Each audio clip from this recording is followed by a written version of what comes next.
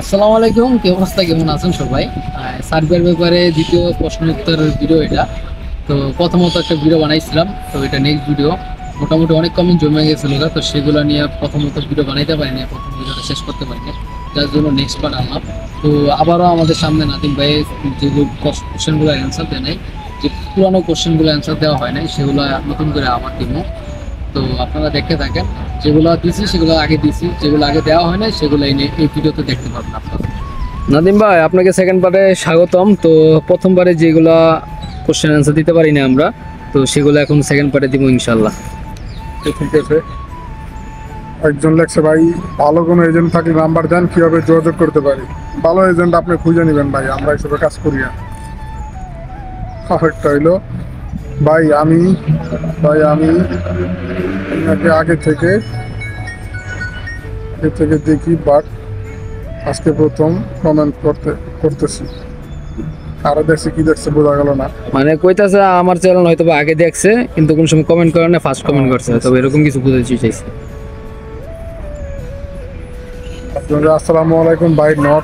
North Macedonia visa কি 3 মাসের জন্য হয়? নর্থ মেসিডোনিয়া ভিসা হয়, কিন্তু 6 মাসের ভিসা দেয়।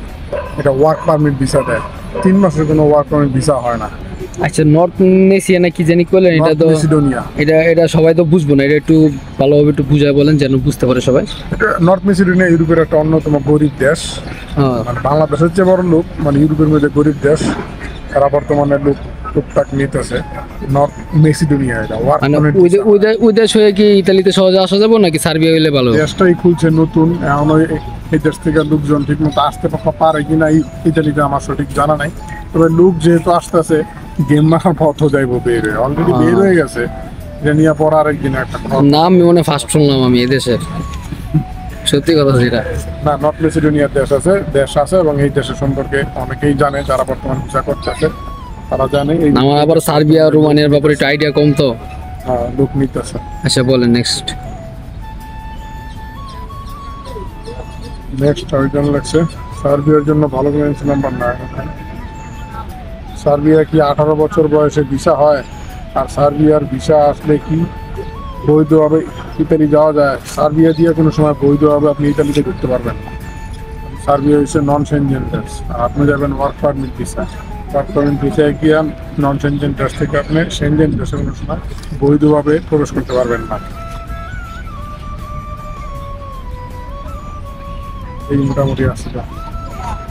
আপনারা কিন্তু বুঝতে পারছেন যে আপনারা যত সেনজনভুক্ত দেশ আছে, তো সেগুলোতে কিন্তু আপনারা যদি কোনো ভিসার মাধ্যমে যান, সেখান থেকে কোনো সেনজনে যেতে পারবো, কিন্তু নন সেনজনের থেকে সেনজনে আসতে গেলে অবৈধভাবে আসতে হবে, গেম মেরে আসতে হবে, দেশ থেকে কোনো সময় সেনজেনে বৈধভাবে আসা যায় না। এটা সবচেয়ে বড় important, most of important. Comment শেষ। কমেন্ট শেষ।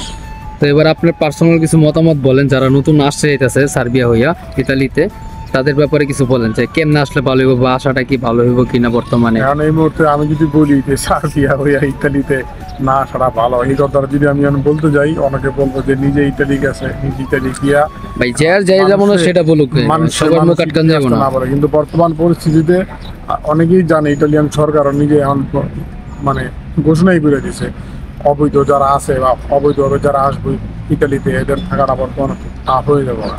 তারপরেও যারা আসতে চায় ওয়েলকাম, আসতে পারলে ভালো, কিন্তু বৈধভাবে আসতে পারলে, বৈধভাবে থাকতে পারলে, মানে কাগজপত্র পাইয়া দেশে যাইতে পারবো, এই সবচেয়ে ভালো বিষয়। কিন্তু অবৈধভাবে আসার জন্য কাউরে বলি না, তারপরেও অনেকে বিপদে পড়েই অবৈধভাবে আসে। আইসা বললে তার একটাই কাজ থাকবে, সর্বপ্রথম যত দ্রুত সম্ভব কেস ছাড়া বা আজিলো ছাড়া ইতালিতে থাকাটা বর্তমানে অনেক টাফ হয়ে যাবে। টাফ হওয়াটাই স্বাভাবিক। বর্তমানে আমরা যারা ইতালিতে আছি তারা দেখতেছি প্রতিটা রাস্তার মোড়ে চেকপোস্ট বসায় চেক চলতেছে। যাদের ডকুমেন্টস নেই তাদের সারা অভিযান চলতেছে, এটাই স্বাভাবিক। কিন্তু ইতালিতে যদি কেউ ঢুকে পড়ে অন্য কোনো দেশ হইয়া, তার প্রথম কাজ থাকবে 1 সপ্তাহের মধ্যে তার একটা এই রাজনৈতিক আশ্রয় বা আজিলো যেটাই বলে কেসের প্রক্রিয়া যাওয়া। 1 সপ্তাহের বেশি যাতে না যায়, 1 সপ্তাহের মধ্যে কেসের একটা প্রক্রিয়া চলে যাওয়া। বিশেষ করে রোম শহরের মধ্যে কেস নেন এত দ্রুত। যারাই আসবো রোম শহরের বাইরে যেই সিটিগুলো আছে, ছোট ছোট গ্রাম সাইড বা ছোট ছোট শহরগুলি, ওইসব শহরে গিয়া থানা থেকে কেস মার, তাইলে কাগজটা দ্রুত পাইবে। আনুমানিক কেমন লাগতে পারে, কেমন সময় লাগতে পারে যদি সার্বিয়া হয়ে ইতালিতে আসার পর ডকুমেন্ট করতে চায়, কেস মেস মারা সহ? সার্বিয়া হয়ে যদি ইতালিতে ঢুকেই যায়, ঢুকে এলাকা যদি ইতালিতে পরিচিত লোক থাকে, ইতালিতে পরিচিত লোক থাকলে তাদের মাধ্যমে থানায় কস্তুরা যেটা বলে, এই দেশের থানায় বলে কস্তুরা দিয়ে কেস মারতে হয়, এটাই নিয়ম। আর অনেক সময় বড় বড় শহরগুলিতে কস্তুরা সরাসরি কেস নেয় না, আপনারা একটা অ্যাপয়েন্টমেন্ট দিয়ে দিব, যেটা ইটালিয়ান ভাষায় বলে পন্ডা নেন। তো এটা দিয়ে দিব, এটা দিলে পরবর্তী গেলে আপনার ফিঙ্গার দিয়ে আপনার কেস গ্রহণ করবো। ওই ক্ষেত্রে সময় লেগে যায় অনেক, 1-1.5 মাস 2 মাস, বিশেষ করে রোম শহর এবং অন্যান্য যে বড় বড় শহরগুলো আছে, মিলান, রোম, ভেনিস, এগুলোতে কেস নেওয়া অনেক দেরি করে। আপনারা চিন্তা করবেন যে ছোট ছোট যে শহরগুলি আছে ওইগুলিতে কেস মারা, তাহলে তাড়াতাড়ি হবে না? দ্রুত কাগজটা পেয়ে দেবেন, একটা প্রক্রিয়া থেকে চলে যাবেন। ইতালি সরকার ঘোষণা করছে যারা অপ্রক্রিয়া দিনে আছে, যারা কোনো কেস টেস মারে নাই, এখন অবৈধভাবে ঘুরতেছে, তাদের কপালে খুব দুঃখ আছে। এটি একটা কিন্তু এখন বর্তমানে এমন একটা অবস্থা হয়েছে যে অনেকে যারা রোমানিয়া হইয়া আসার কথা ছিল, রোমানিয়া তো এখন মোটামুটি বন্ধ নাকি, এখন তো আসা যায় না। রোমানিয়া আসা যায় না তা ঠিক না, আসা যায়, কিন্তু রোমানিয়ার সরকার ভিসা প্রসেসটা জটিল করে ফেলায়, জটিল করে ফেলাইছে। খুব কম দেয়, খুবই কম দেয়। যারা মানে জেনুইন শ্রমিক, রোমানিয়ার এম্বাসি যদি বুঝতে পারে যে না এই লোক থাকবো এবং এই লোক এই কাজের জন্য প্রস্তুত, সে ওয়ার্ক পারমিট বিষয় যাইতেছে, যেই কাজের জন্য যাইতেছে সেই কাজের জন্য সে প্রস্তুত এবং সেই কাজের জন্য মানে পারফেক্ট, এবং সে থাকবো, তার যদি সন্দেহ না হয় যে এই লোক পালাইবো, তাহলে তার আর বিষয় দেবে। তো যেটাও কথা হলো যে বর্তমানে অনেকে জিজ্ঞাসা করে যে বর্তমানে সার্বিয়া যদি আইসা কাজ করতে চাইছে, রোমানিয়া বা মানে সার্বিয়াতে কোনো দেশে মুভ করার কোনো ইচ্ছা নাই যে ইতালি আসবে, এরকম কোনো নিয়ত নাই, যে আসার পরে ইচ্ছাই যে সার্বিয়াতে ভালোভাবে কাজ করব, টাকা পয়সা জোগাইবো, সার্বিয়াতেই থাকবো।